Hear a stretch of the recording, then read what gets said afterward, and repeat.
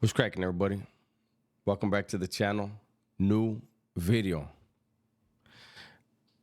This morning, I was looking through the comments. I was going through YouTube, thinking of ideas, right?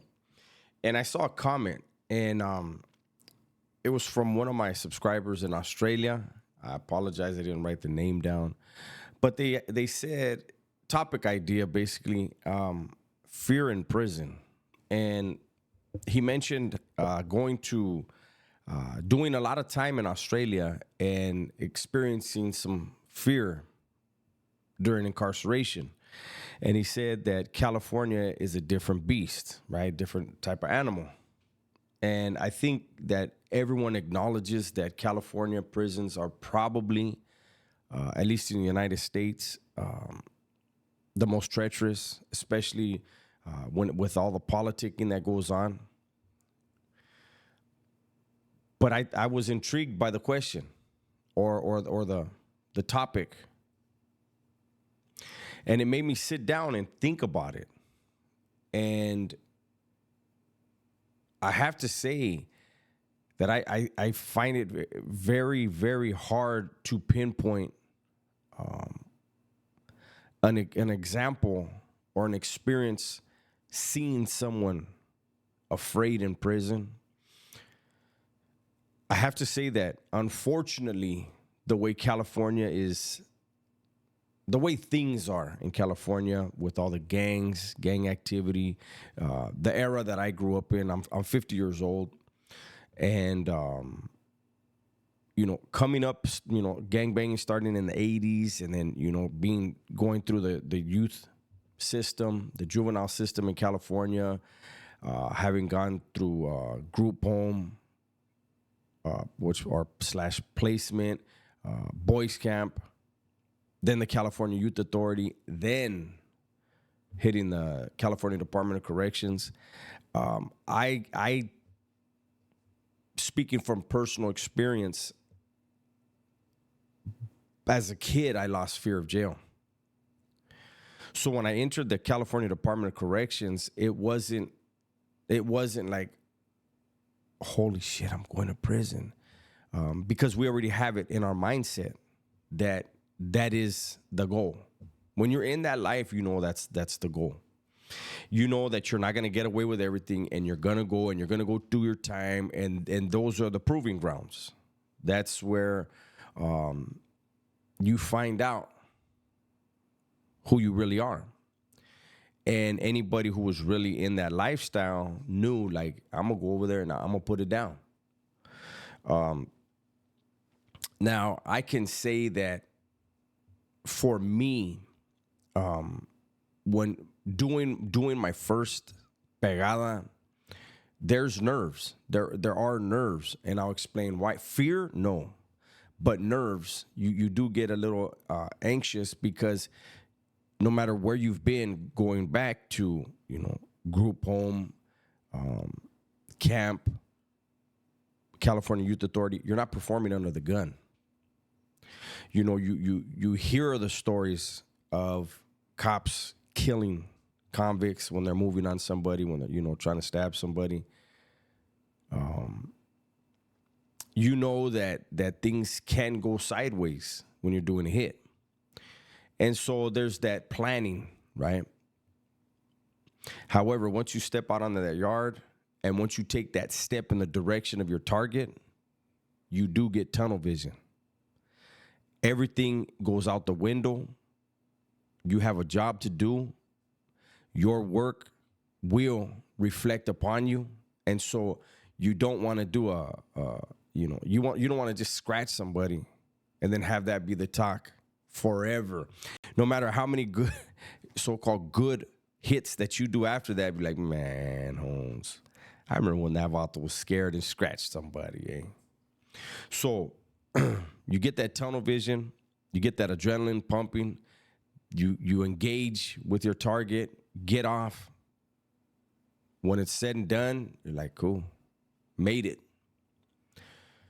But I don't think you have time to really be afraid.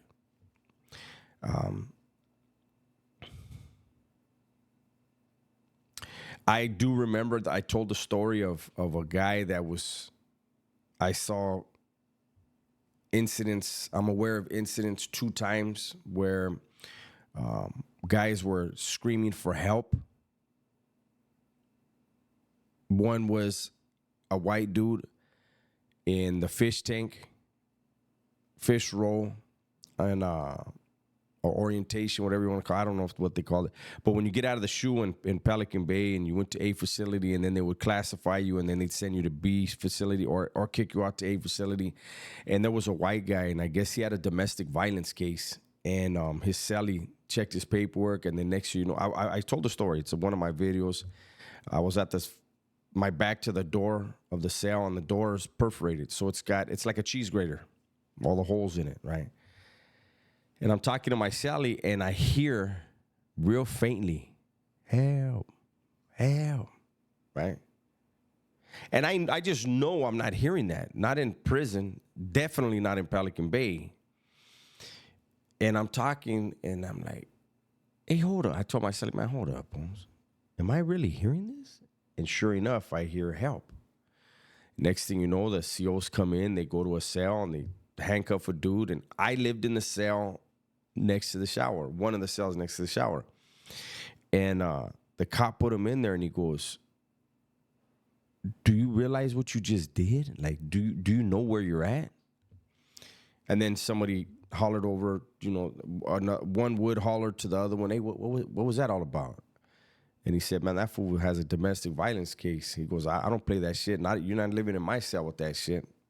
Needless to say, that guy was done. As soon as he asked for the cops to come and help him, he was done. He was never going to be able to walk a main line again. That's over with. And then I told the story about another time where a Southerner, his cellmate, attacked him. This was not sanctioned. This was some weird shit. We were on lockdown in Adseg. We were on lockdown for the big riot that happened in 1996 in New Folsom B facility.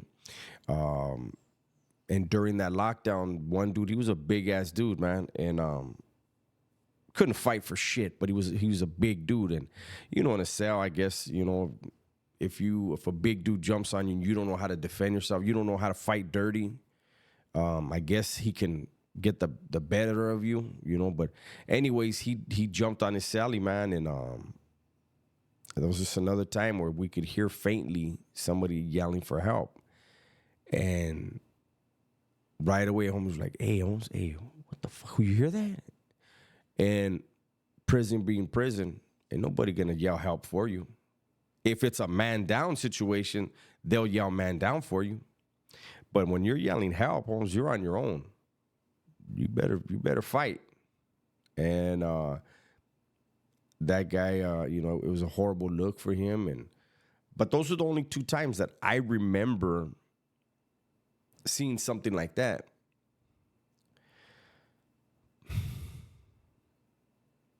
I'm telling you, I'm racking my brain to think of a time where I could say, like, and there probably will be one that'll come to my mind later. But in answering that question, I think that by the time people hit the California Department of Corrections, the big leagues, I think they're pretty much, for the most part, seasoned. I think it's very rare for CDC to be the first time in California that someone does time. And that's even talking about the guys that come from other states. Usually they've done time in their states. Do they have some fear? They might. I never talked to them. And I would think it would be more of, where do they fall in line? You know, if they're raza, the only thing they're going to have to decide is, who do they want to house with? And like I always say, regardless of what state you come from, usually by the time you leave the county jail, you know who you're going to house with in the CDC. And that's the bed that you lay in for your term. You know, I've said that I've seen dudes from other states do time, and I didn't see any fear in them. I think fear isn't a bad thing, right? Fear can keep you on your toes. A scared man is a dangerous man. But I think in prison, even if people do feel fear, they're not going to show it. You can't. You can't have dudes be like, some scary ass motherfucker right here. You don't want to have the weak link jacket put on you, because it could become very detrimental to your ability to breathe. Literally, right? I remember watching the changes in the California Department of Corrections when it went from homies wanting to lace homies up and make sure they were schooled properly, to it began to change into just vatos being snakes.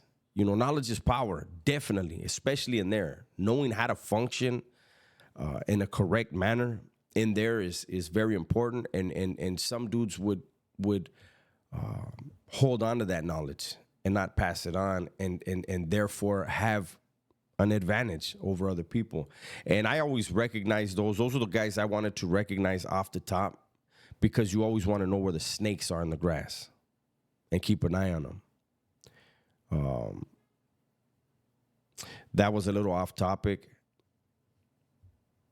but just to answer the question, if anyone does find themselves in a position where they get caught up in something out here in California, whether you're from California or not, and you are facing some prison time, never show fear, never show weakness. Always conduct yourself like a man. Remember that everyone in there has 2 arms and 2 legs, just like you. They breathe and they bleed just like you. So don't be afraid. Be respectful. Carry yourself with respect and you will be respected. But there's nothing to fear. You already fucked up. It's your world. Go do your time. That's my video for today. Hopefully you guys enjoyed it. Everybody, please be safe, be smart, and tell the ones you love that you love them. I'm out of here.